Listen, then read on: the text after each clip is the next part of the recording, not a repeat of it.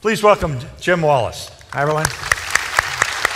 Great to be here. He came out here with Susie from where he lives in California, and I told him that a Californian is merely a pre-Texan. So, well, that's where Lee was. So I guess that's true, right? Lee's a good example of that's that. True, yeah. So it's great to have you, Jim. And I want to talk about how you use your detective skills to investigate the evidence for Jesus. But before that, I want to get to the issue of how you ended up a skeptic. What was it about your life or your experience or perspective that caused you to be a doubter and to be actually a pretty outspoken atheist?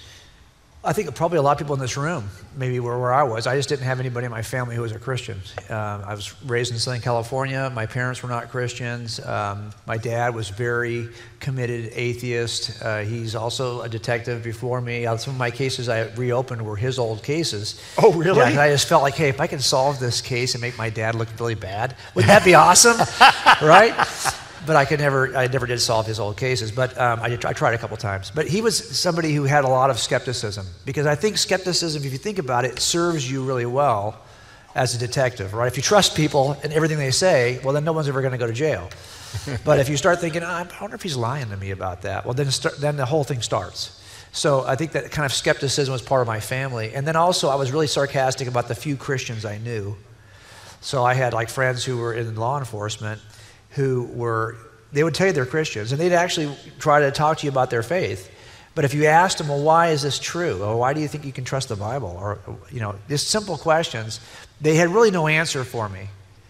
And these are people who were very committed to evidence in every part of their professional life, but when it came to their spiritual life, they didn't think that was even necessary. And I thought, well, I'm sorry, I can't just turn off the way I think to get over here in this box with you guys. And then the other Christians that we met were people we took to jail. And they would say, I remember taking a guy to jail after we watched him do a bank robbery. And I was on a surveillance team. I've got him in my car. He's handcuffed now. We're going back to the station, and he's telling me about his conversion story. And I thought to myself, really? So I've got to be one of these two groups in order to call myself a Christian? And I don't need either one of those. So I just stayed away from it. But I would mock it, because the few people I knew were pretty easy to mock. I hate to say that, but it was true, right? And so I just knew that was not going to be for me. And my kids were very young. They were like just maybe at the time, maybe 2 and 4, right around there. So what people might not understand about the law is that most crimes, I think virtually everything, has a statute of limitations. So if you commit a bank robbery, and if you don't get caught for a period of time, 5 years or 10 years or whatever the statute is, you can never be prosecuted for that crime. But there is no statute of limitations for murder.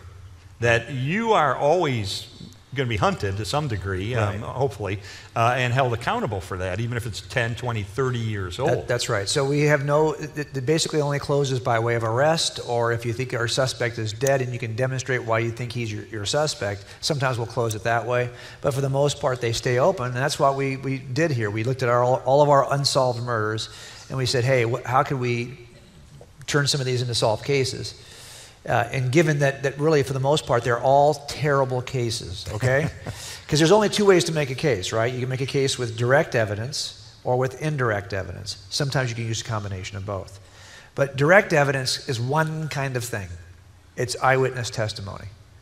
So if you don't have somebody who saw the crime and can say, I saw him do it, you don't have a direct evidence case. You've got an indirect evidence case. You've got to make it some other way. And indirect evidence is also called circumstantial evidence. And most of you, when you hear that word circumstantial evidence, you're thinking to yourself, oh, that's just crummy. Because in our culture, we think it's just a circumstantial case. It's not very good. All they have is circumstance. That's like 80 to 85% of all criminal cases in America, folks, are made indirectly.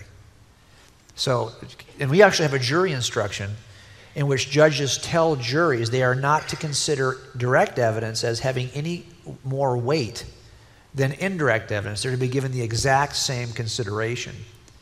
So I knew there were times when I would rather have an indirect case, because witnesses lie all the time. And you can be wrong about the indirect evidence, but it's not because it's trying to lie to you. You just misread it. But witnesses do lie. And so when I was looking at the Gospels, I just needed to know, These allegedly were eyewitness accounts, at least 2 of them. The other 2 were reported to the writer as from an eyewitness, Luke and Mark. So the question then becomes, do I trust these are telling me the truth about what Jesus... And I just got interested because Susie was interested.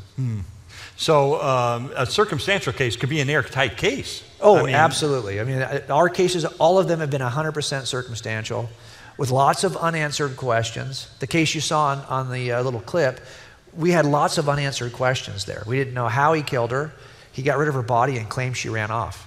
So for 30 years, we had no body missing. And we started to work it as a homicide. I couldn't tell you how he killed her, where he killed her, how he got rid of her body, how he moved her car, how he did all that stuff he said he did. I could not explain any of that for the jury. They found him guilty in 4 hours. And they did it. And then he later confessed. And then he confessed at sentencing and gave us the location of the body. So we know he's guilty, but we had no way to answer those questions. So if you're in this room right now and you're thinking to yourself, if you're going to make a case for Christianity, I got some unanswered questions. Get over it. That's the nature of every criminal case, by the way. The question is, are the unanswered questions you have really deal killers or not? And so while we had a bunch of unanswered questions, none of those were deal killers for our jury. So I think for me, when I realized as an atheist that the standard of proof in criminal trials is not beyond a possible doubt, because you never get beyond a possible doubt. You think you know things right now beyond a possible doubt? What would that be? What do you think you know beyond a possible doubt? You just tell me, I can give you a possible doubt. Right? But we get in our car every morning, we start the car like it's going to start up and like it's not going to explode in our face. Why? Because it's possible it's got a bomb underneath, but probably not reasonable, because our standard is beyond a reasonable doubt, not beyond a possible doubt. So as an atheist, I always thought, well, the standard's got to be beyond a possible doubt. Really? No, nothing's beyond a possible doubt. It's beyond a reasonable doubt. And that's where I found myself after examining the Gospels. Better, like you always talk about. Yeah, there's even earlier accounts outside the Gospels. In 1 Corinthians chapter 15, we have a creed or a report of the earliest church that says Jesus died for our sins, he was buried, he rose on the 3rd day, and he appeared, and he mentions specific eyewitnesses to whom he appeared, including groups of eyewitnesses and individuals, and even says there's 500 of them. If you don't believe me, basically, go ask them. They're still around. But this particular passage can be dated back to within months of the death of Jesus. So we've got a news flash from ancient history. It goes right back to the beginning. So this is fresh information in terms of having proximity to the events that took place. And think about how powerful that is, what he just said. About there's 500 people you could still ask. Now, either that's a really gutsy play on Paul's part, right? Because there really aren't 500 people, so I'm just going to toss this out. I don't think that anyone will ever fact check me. That's one way to look at it. Or some skeptics have tried to offer that was not part of the original letter of Paul. That's a late insertion. But as they examine it, it's not a late insertion. They can't find any early manuscript. There's no other manuscript evidence for that. We're stuck with this guy either really being bold and writing a letter in the early 50s in which he says, if you don't believe me, talk to those people who all saw, by the way, those 500 saw Jesus rise on the same day. They're all from the same day. So that's pretty gutsy, I thought. That was pretty bold. Now, one of the most fascinating things you talk about is the interconnectedness, unintentional interconnectedness of the Gospels. Explain how that works. This is really interesting. Yeah, let me just toss this out to you guys. Have you guys noticed how your Gospels don't match? They're not precise. Give you an example. How many women run to the tomb of Jesus on the first Sunday? How many women? Yell it out. 2? 3? Depends on the Gospel. Really? How many angels are waiting for the women when they get there? Come on. 2? 1? It depends on the Gospel. Where there's 2, there's always 1. That's true. How about this? How about this, though? Okay, smarty pants. You know, next week he's going to have you'll see a dialogue with Mark Middleburg on the stage, right? He's going to be doing the same thing to Mark he's doing to me now. Anyway, but think about, how about this, though? There's a sign over the cross of Jesus. I think it has 6 words, 5, 6 words. 4 Gospels record that sign. Do any of those Gospels agree with each other about what the sign says? No. and you trust those Gospels. You trust them as reliable eyewitness accounts when they have so many variants and disagreements between the Gospels. I've had professors challenge their students in college. And by the way, if you are in the age of 15 to 30, the culture sees you as low-hanging fruit. They really do, because they know in that age group, about 60 to 70% of you will walk away from the church in those years. Only a third will ever return. We are shrinking as a group, and it's happening in that demographic. And I remember one guy said, I left because my professor simply challenged me to read the resurrection story, the nativity, the Passion Week, in all 4 Gospels and just compare them to one another. And when I did that, I realized they are very different. And he walked away. Well, I'm here to tell you something, okay? When I read that for the first time as a skeptic, I was like, wow, I'm starting to think this is actually true information. Because if you've ever worked with witnesses, you know one rule of witnesses. They never, ever agree. Ever. It could happen 5 minutes ago. Someone could come up here and I used to run this experiment in front of my youth group. Someone would run up, slap me in the side of the head, and run off the stage. And I would ask everyone on a card, don't talk to each other, just tell me, what did you just see? You wouldn't believe the variation between the accounts. They just saw it together. We were all together. They couldn't even agree on the sex of the perpetrator. Think about that. But did the event really happen? Of course. What is my job as a detective is to figure out why you say it one way and he says it another way. So I always say this, if there was a robbery in this room and I wanted to know what was the guy wearing, you think I'm going to ask him? No way. I'm going to ask her. Because he's going to say, I don't know, like a t-shirt maybe? Dark t-shirt? She's going to say, oh, no. It's like an Izod t-shirt. You know the one that has the band that's tight right about halfway here? And the limp collar shirt, not the straight collar shirt, 3 buttons stopped right around here. What is that about? Well, she just bought 3 of those for him last week for some, and so she actually gets it. That's why you ask her that question, right? And if they disagree on the description of the shirt, it doesn't mean that there was no shirt or no suspect. It just means that they're coming at it from different perspectives. My job is to figure out what the perspectives are. So when I read the Gospels and I saw that these things would sometimes leave out details, like Luke will say, Jesus is in front of Caiaphas at a trial, and they're testing Jesus, so they think, you think you're divine, you think you're God, how about this? So, someone slaps him and says, tell us, Jesus, who prophesied? Who slapped you? And I'm thinking, how hard is that? I would just look at the guy and say, you did, you moron, right? I mean, how hard is it to tell you who slapped me? Because Luke doesn't describe the fact that Matthew describes that before this whole thing started, they put a blindfold on Jesus. Luke never mentions it. So his statement's actually kind of confusing until you get the other eyewitness account. And that's what it is in our cases all the time. I see this in my professional work constantly. One confusing statement clarified by another witness. And you see this all the time. And that's a form of corroboration, isn't it? Oh, absolutely. It's just the nature. So what bothered me was I was not a believer, but I was reading the Gospels.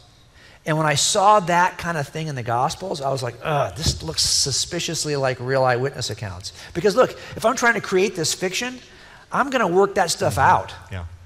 Right? I'm going to work that stuff out so there's no question about it. But if you work real cases, you see that those little, warts and pimples on the account are still there.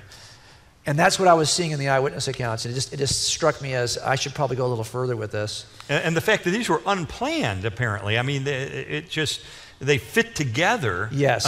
In an unintentional way. So, for example, why is it at the feeding of 5,000, I think Jesus asks Philip, where can we go to feed these people? Philip is a minor character in the Gospels.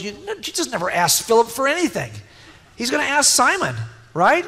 He's going to ask somebody. He's not going to, his top 3, he's not going to ask Philip. Who the heck is Philip? You never get from that account why it is he would ask Philip until you read the other accounts and realize they're in Bithynia, where Philip was raised.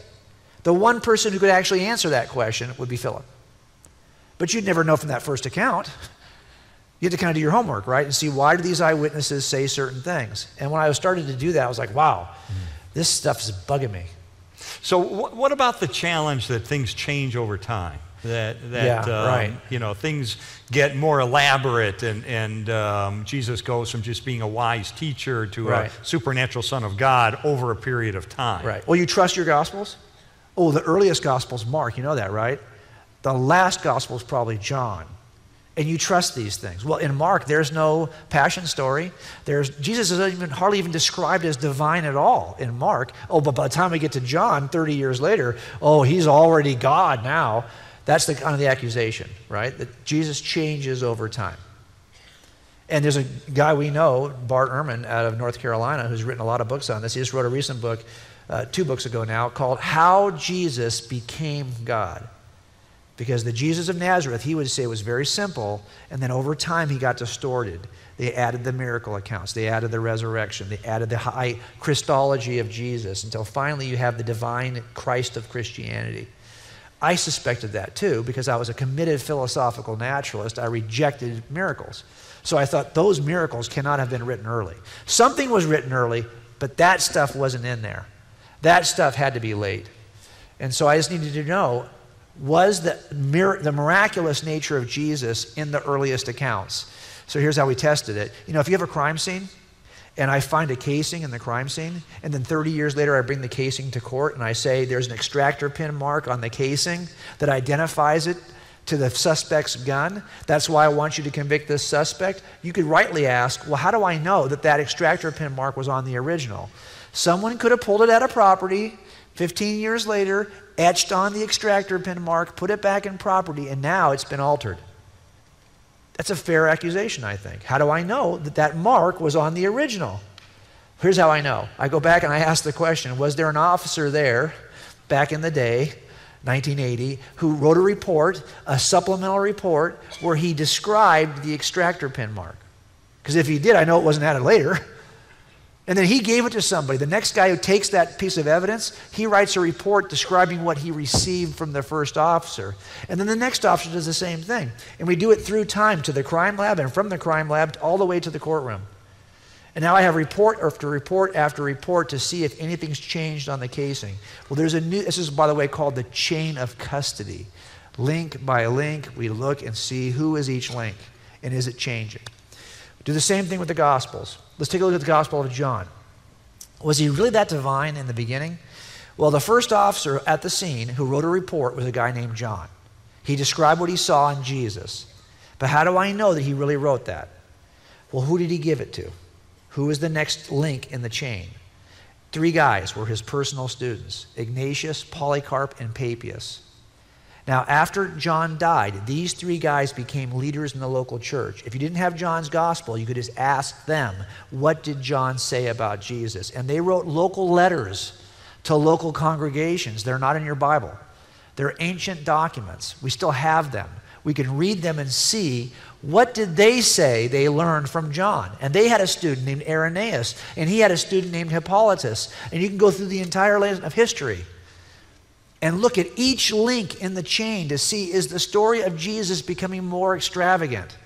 And here's what I discovered right away, is that if you start early, everything about Jesus you're stuck with. You may not like it, but it starts very early.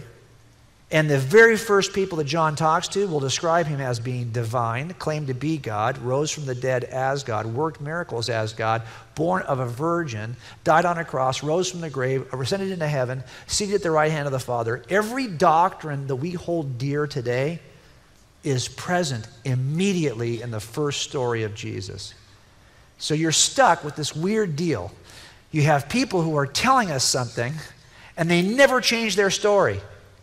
And we can document it all the way back to the life of Christ. What do we do with this? What do I do with this? That's where I found myself. I was stuck with the miraculous Jesus of Christianity. And every way I tried to kind of look at it and see, is it a lie? What's motivating him to lie? I tested it every way I could. I was stuck with it. So you came to the conclusion, I can trust these accounts. Yes, I came to the conclusion that it was true, but I wasn't yet a Christian, of course, because, okay, I had believed that. Well, Scripture tells us even the devil believes that this is true. Doesn't make him a Christian. So the same thing was true for me. I was just stuck in that position for a little while as I tried to figure out, and I can remember laying in bed with Susie and going, okay, I think I'm in. Like, I think I would have to say, I believe this is true. But I don't understand the cross. Like, I don't get it. Like, why would Jesus have to die on a cross, though? I mean, if there is a God, why would he do it this way? And I said, do you get it? And she said, no, I don't get it either. So I knew I had to do some more work, right? But I knew now that I could trust what it was telling me because I had tested it. So if you think you can trust what this is telling you about Jesus because you tested it, could you now trust what it's going to tell you about you? And that's where I found myself, reading through 1 Corinthians on a surveillance. And I can remember where I was. And reading about the natural man, reading about the lost, reading through Romans. No one is good. No one seeks after God. And I realized, man, that guy's talking about me.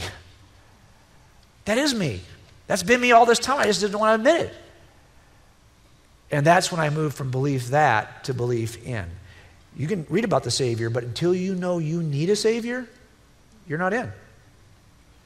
Once I realized I needed the Savior, I was in. And I can't even tell you, really, it wasn't like because for me, I'm a slow, you're going to convince me last that this is our guy. So it took me a long time, about 6 months. But at the end of that 6 months, I was not only about belief that, I thought, okay, I'm in. I trust Christ to do what I know I can't do for myself.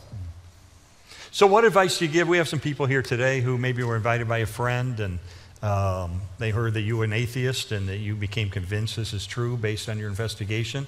And maybe they're full of questions today.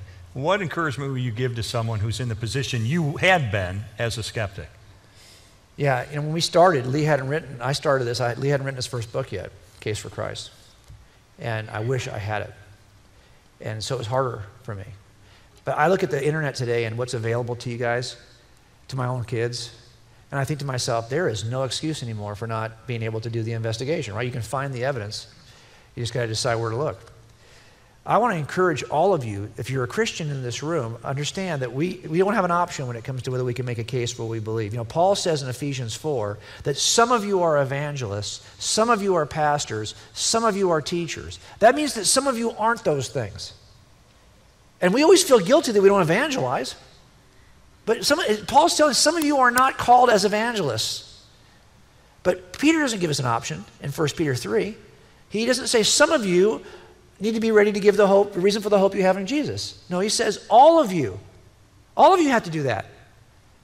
So if you're a Christian but you haven't been a Christian case maker, I think you've been living an abbreviated life as a Christian. Honestly. Because then when your students have questions, your own kids have questions, we write these books because we feel like we can help you take a step. And we want to help you take a step. But I know this is just the beginning of a step. You know why, what's your favorite football? If it's the Texans, you know why that's the best team or why they're going to have a great season. You have a political candidate you love. You make a case for 1,000 things. You'll even make a case for recipes, for crying out loud. But will we make a case for this? Do we care enough about this to know all the nooks and crannies? When it's football season, I'm telling you, all my podcasts are ESPN, okay? I know every bit of minutia about the football season.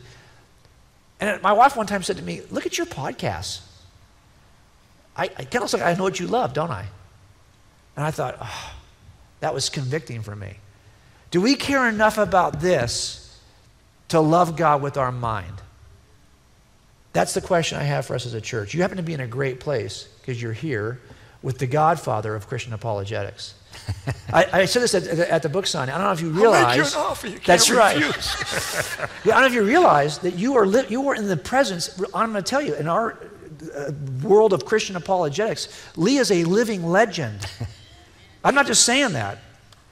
Yeah. You happen to be at his church where he is to serve 10 days a year. Folks, this is a great church. Carrie's done a great job of building a team. Are you taking advantage of the team? Are you plugged in? Do you spend as much time? Do you leave here on a Sunday and it's all you can think about till the next Sunday? During the football season, I'm afraid to say that's true, but maybe not of church. For me, I'm thinking about football until Monday, till Thursday. When's the next game? Right? So think about this for a second. How much do we love this? I just want to encourage you. If you've got skeptical, you've got doubts, great.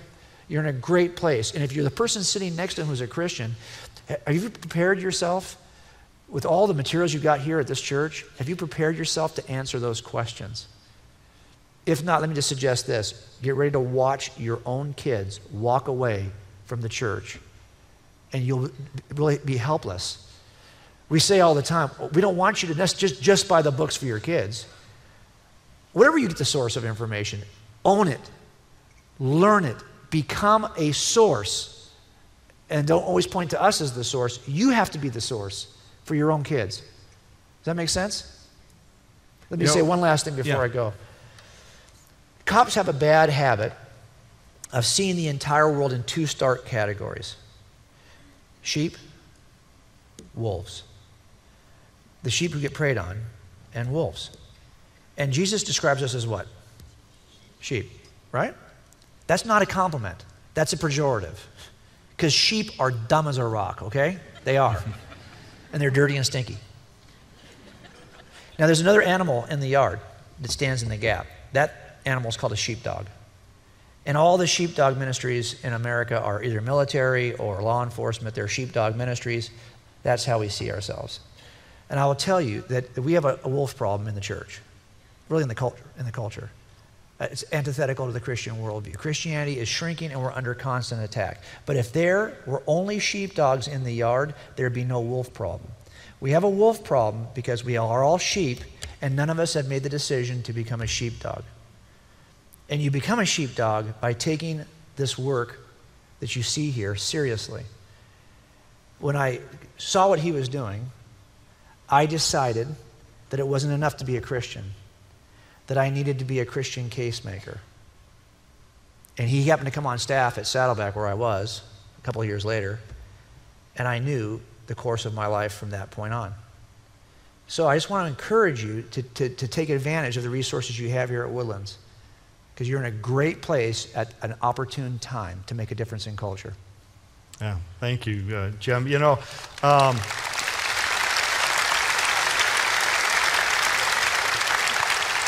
Sometimes the very best thing you can say to a son or a daughter or a grandkid who asks you a tough question is, wow, that's a tough question.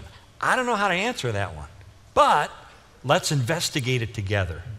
And, you can then, your books are great resources. Cold Case Christianity, all the detail of the kind of investigation he did.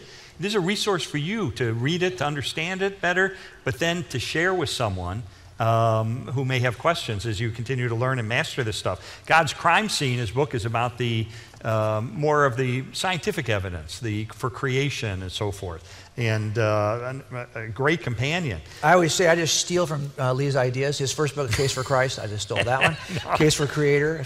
Now I have to prepare a book on grace. Oh, yeah. Jeez. Oh, my God. These are very different. They're very different. And that's why I wrote the foreword to your first book, because when I read it, I thought, this is so interesting that we both started as atheists, we both investigated, but being a detective, you took a different tack than I did as a journalist and as trained in law. And so I read this with great fascination. I learned so much. So I think it's great we work together and promote this. I will say next week, we're going to finish this series. We're going to do something I can virtually guarantee you've never seen in your life. You got to be here for this. This is going to be wild. We're going to create a restaurant on this platform. And the sermon, the message, is going to be a drama in which I play someone I'm very familiar with, the atheist.